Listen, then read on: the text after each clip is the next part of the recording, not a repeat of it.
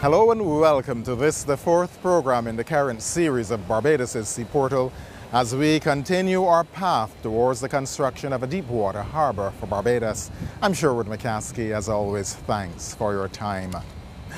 In our last program, we took a look at the streetscapes and the landscapes of areas such as Fontebelle, Cheapside and Lansing, as they were in the middle of the 20th century, just before the construction of the deepwater harbour, when these areas were joined to Pelican Island.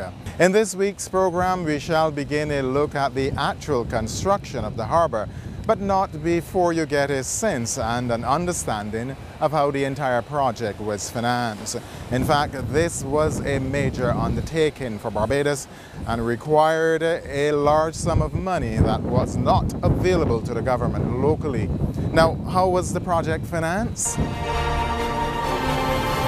Having made the decision to go ahead with the North scheme, overall there remained the question of cost.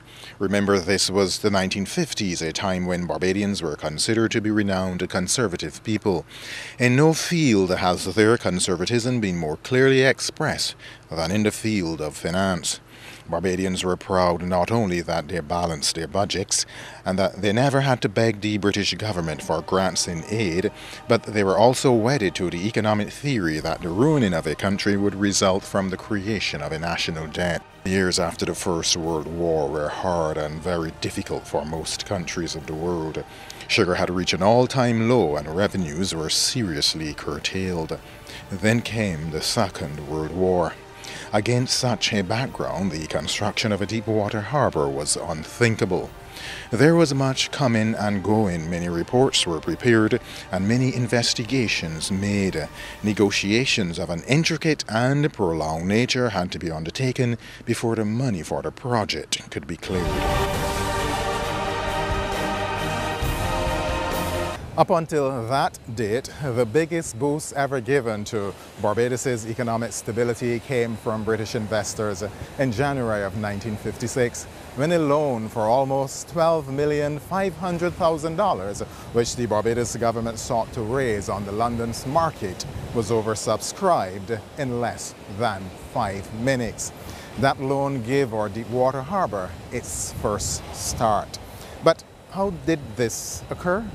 In 1955, Premier Grantley Adams and his financial secretary, Mr. E. Esibotus, visited London for talks with the Colonial Office and the British Treasury.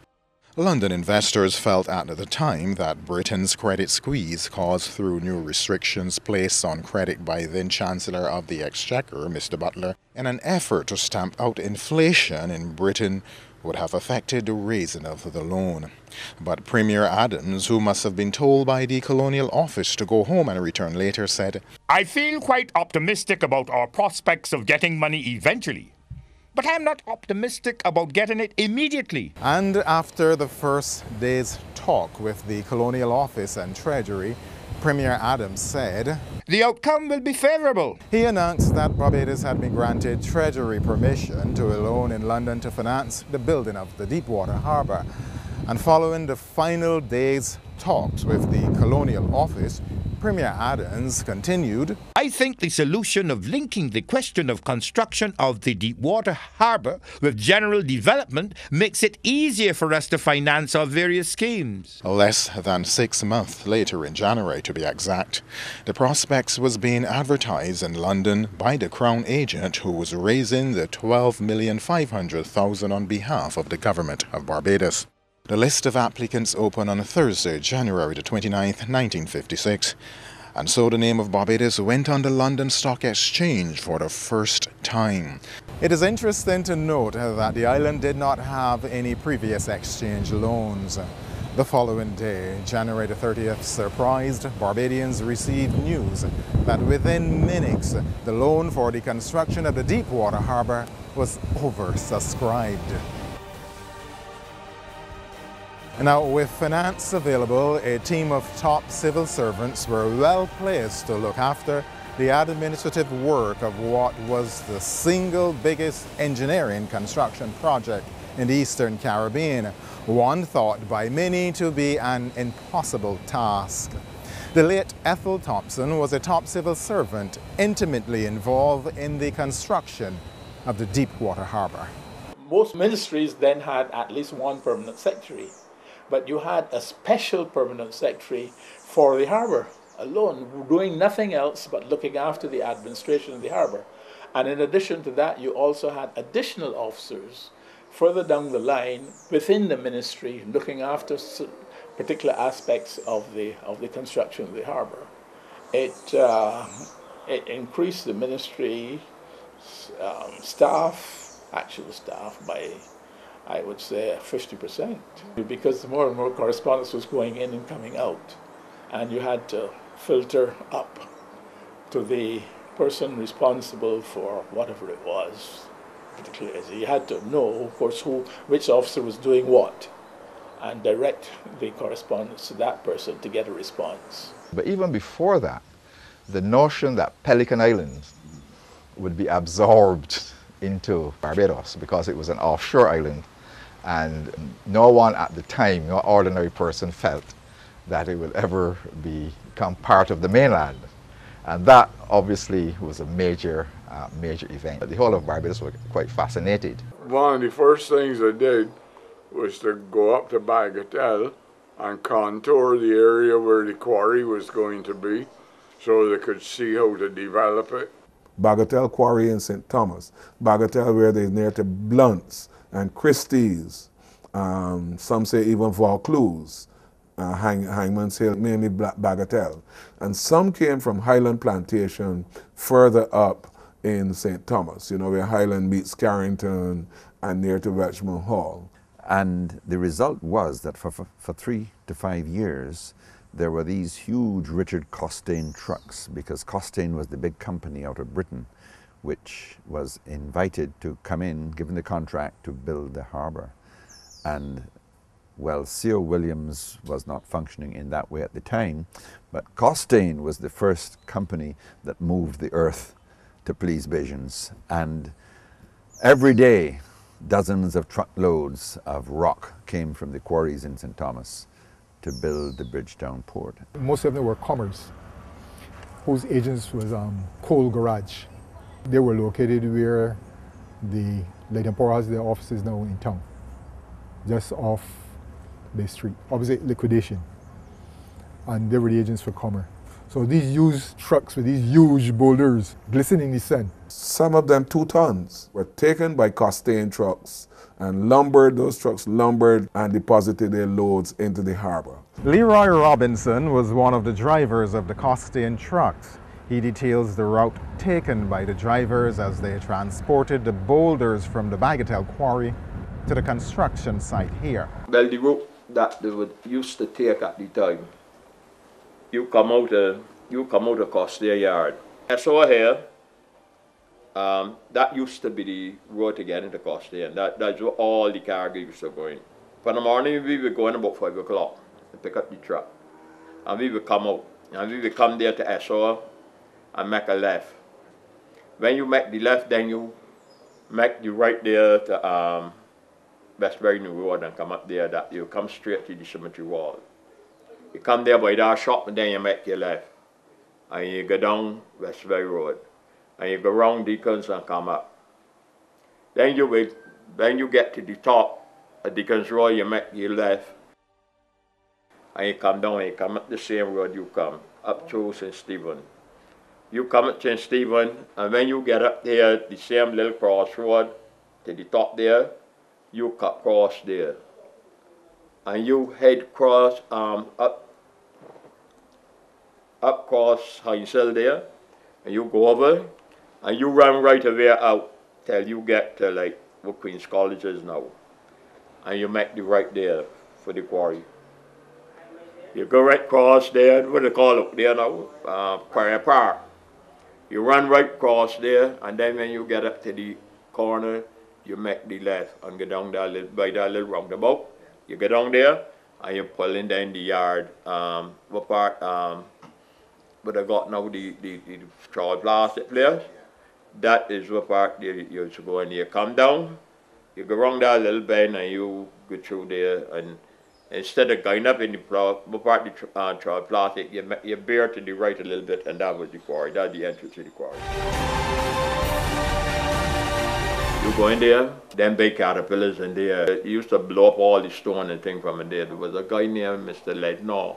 He would get the stone to what kind of size you wanted. If you wanted big, so he could get there. So if you wanted small, so if you wanted it, that's he could get there too.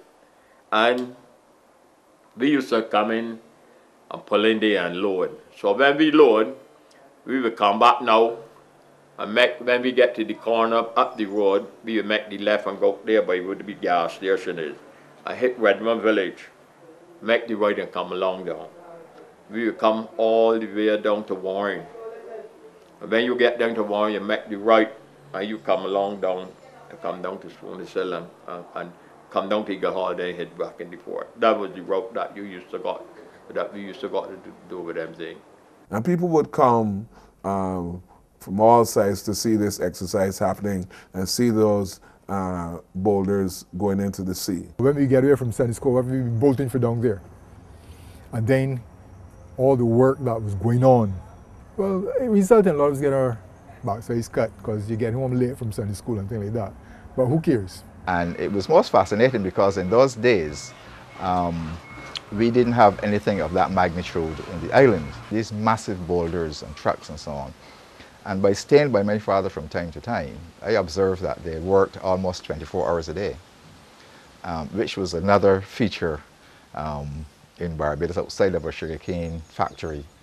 Most things were, stopped by nightfall. And it was most fascinating to observe the construction. There were 5 trucks that started. The vehicles were all painted grey. That was Costain's colour.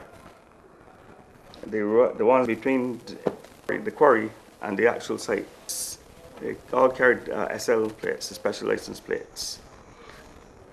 Costain numbered them CHT 1, 2, 3, 4, 5. CHT meant Costain's heavy transport. The light ones, they carried between the bridge tongue and for small stores, they were Volkswagens. After that, there were 2 long base comers as well, and one they carried, we call it a low loader. They carried the long tray, they carried the tractors. Certain incentives were introduced to get these guys to double their performance. They were encouraged to start as early as possible. After a certain number of turns, they would be given a higher rate. So they all aimed at that. They must complete that before they can earn this rate. Now the rate of a driver there was 36 cents an hour. And they worked for 7 days a week. No, you had no rest days. From all reports, Leroy Robinson was one of the more dedicated and conscientious drivers who took full advantage of the many opportunities that were afforded back then. We section being able to make 7 loads in a whole day. If you can make 14 and get 2 days spare. So I play, so I want the money. And sometimes when I was friendly then with the lady at the time used to do my food and thing for me. But let me tell you something. When I work and I stop and eat, if you see me, when they come to Eagle Hall, because she lived there in Waterhall, and she would come through there by Codgerton and be there with my basket.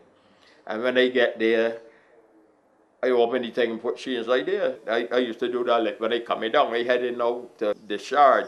So I go down the port and I did that. And when they can't come back, they say where to drop. She can got to ride with me up to the quarry. And if I get at the quarry and they got stone ready for me, you know that I need it. I loading and coming back down so she can got to make a trip and get out and let me bring all the things later on, And I don't stop when it is work. But I used to do about 14 loads a day, and I 16, depending how the road thing, And Mackenzie did like that, yeah.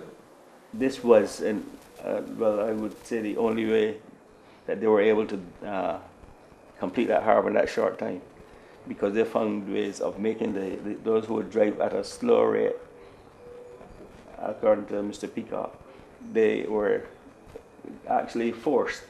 And I found myself trying to encourage them to do this, because one driver said to me, I wouldn't give you his name for the air, he said, I'm not going to kill myself for myself. Nowadays, terms such as delays and cost overruns are synonymous with construction projects. Thankfully, that was not the situation in the 1950s and the 1960s, not with the construction of the Deepwater Harbor.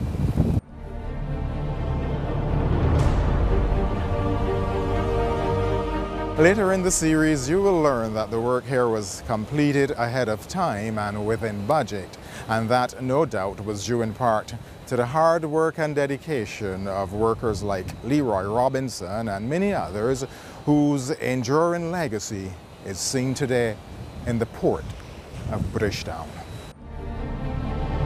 Like many other construction projects, this one required the expertise of a civil engineer.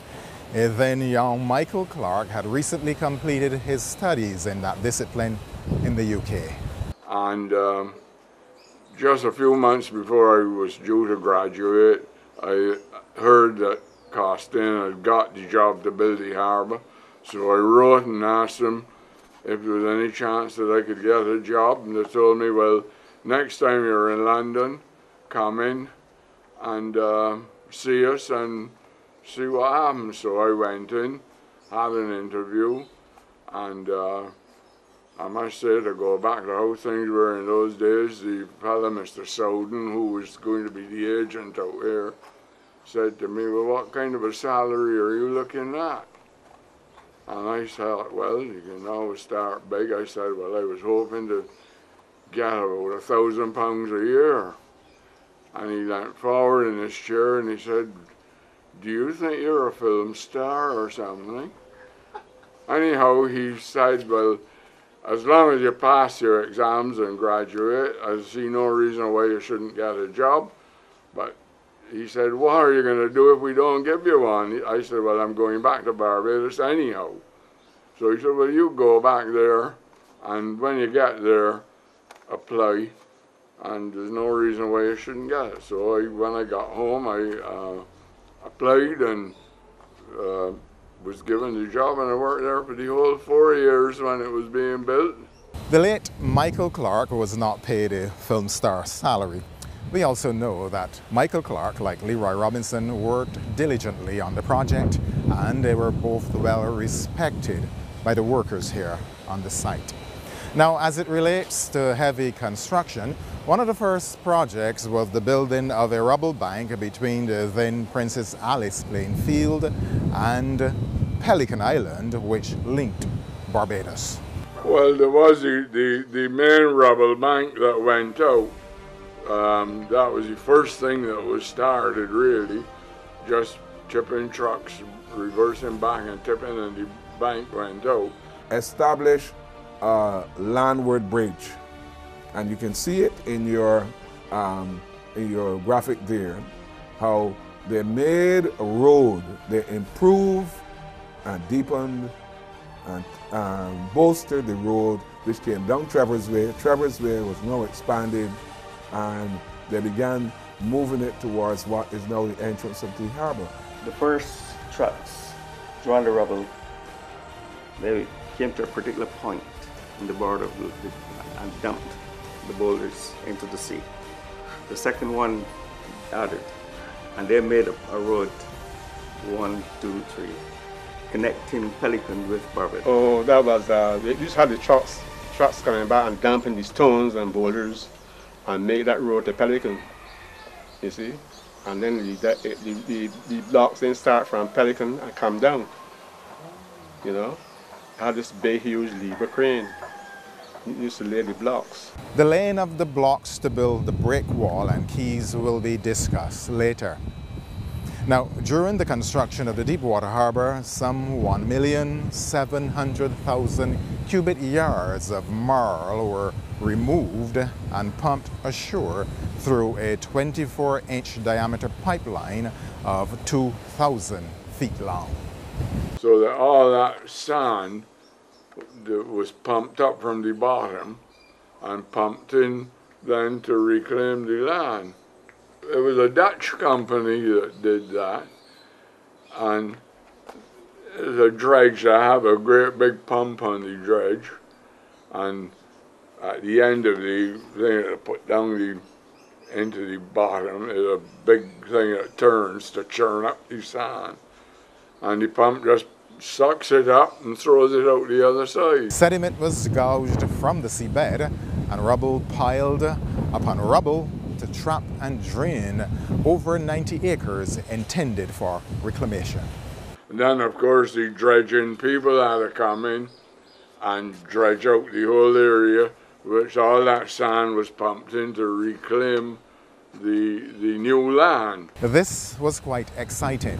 The suction dredger, dubbed Barbados, was a complicated but effective piece of machinery and was the biggest and most expensive ever to enter Barbados at a duty-free cost of $1,920,000. It was such a fascinating piece of equipment that many people who saw it exclaimed, "It walked." That the sand sack was doing that work. They do all the filling, dig out the harbor, dredge out the harbor, and that stuff they dredge out from the harbor, do the filling for the land. You see that reclaim. You would recall that this sand dredger machine was the first clearly recognizable robotic piece of machinery seen by many in Barbados. Harold Burgess was an employee on the harbor site. Like the others, his account of the suction dredger is fascinating. After the operation started, with the dredging, the Dutchman firm, the name Spencer Melton, and those Dutchmen used to board at Miss Hines' place, so they'd be close to work one morning. They had this big, elaborate thing for doing the work, dredging, and it didn't self-propel. It used to go up to turret, you know, and they had a crew used to work on board there in case, like plotting hustle and making up lines and different things. This sand sucker had this big long boom to front, with something I would call like a crown, like Willie Queen used to have a big iron structure crown attached to this big wide mouth iron. So when they lowered down, used to have this big hustle, and the captain used to be up inside his room, and he will lower it down slowly, big long thing up, and it will go down. Well, they had some huge engines inside which used to work to propel this thing to spin. So all the time this crown rotating, making up stone, everything that gets down there, it's sucking it through the pipe and it passing through into the boat. So at the back of this boat, you had a connection where it would connect these big iron pipes, and some long iron pipes. So you collect them and they will float on some big pontoons on top of the water. And you will direct, the Hadfield lane will direct exactly which side the water, pump the sand, and as they start to build up, you shift around all the way. The cutter drive was 750 horsepower, and the revolution of the power could be controlled to operate within 0.30 reps per minute. The noisy sound of the dredger deafened and pierced so many so that on May 7, 1961, the Advocate newspaper, in an article celebrating the opening of the Deepwater Harbor, wrote, "Residents from the Fontebelle area and surrounding districts suffered many sleepless nights as a result of the endless noise produced by the dredger Barbados. Others moved to distant areas in an effort to escape the racket before they became nervous wrecks." Well, in order for the sand sucker to move about, it had 5 anchors. And they used to place one far left to the front, one to the right, one dead center, and then 2 at the stern. So if it want to swing left, he would slack off on the right side, and pull around by the hustle. Well, in order for that, do that, they had then a big flat crane. And you used to call that the floating crane. So that used to go and lift the anchors. So when the anchor dropped, they had a long hawser attached to the anchor with a buoy up top floating. That whenever you wanted to lift the anchor, you go on shackle the buoy, shackle it onto this hawser, and this floating winch would lift the anchor off the ground, bring it right up, and the captain, he would blow a signal which position he wants you. So the crane then would drive and go, and when you get to that point, the captain would start by thumping his horn, pramp, pramp, and you drop the anchor. Then you come and do the same thing with the next one all the way. So that whenever he wanted to move left, right, he pulls on this hawser. And that whole, all that land you say was reclaimed. Yeah, they got the harbour to the depths that they said they have now. And they were filling with that stuff that they got. Had huge pipes stringing that stuff ashore, you know, to do the filling in. Obviously the buildings built on reclaimed land. All that was sea. We were there from 1957. And it took over 2 years to do that filling in. It was about 90 acres to fill in. Yeah, about 90, yeah. It was a big experience. One of the interesting, perhaps, little bits of trivia associated with the dredging is that many seashells, particularly some rare shells, were dredged up in this area. Not me so much, but my younger brother, who's always collected seashells, would come down here and collect some of the shells that were sucked up by these enormous machines that chewed up the reefs and sucked out all the material. If I think back to how it looked, of course, as they spewed the chunks of coral and the sea and the water just flowed and receded away, you could actually with your very eyes see the land being built up in front of you. And if you walked and looked carefully, there'd be these hundreds of beautiful shells that came up in the process of dislodging the reefs and chewing them up, spitting them out to create land. Well, the environmentalists and the marine biologists would not welcome that. But it did occur here in Barbados as we sought to dredge the seabed to create a deep water harbour and reclaim 90 acres of land from the sea. Minus the loss of the coral back then, the work to bring us to this point is now a celebrated piece of our history. I'm Sherwood McCaskey, as always. Thanks for staying with me. Do join me again next week at the same time as we continue on our journey towards the construction of a deep water harbour for Barbados. It's goodbye for now.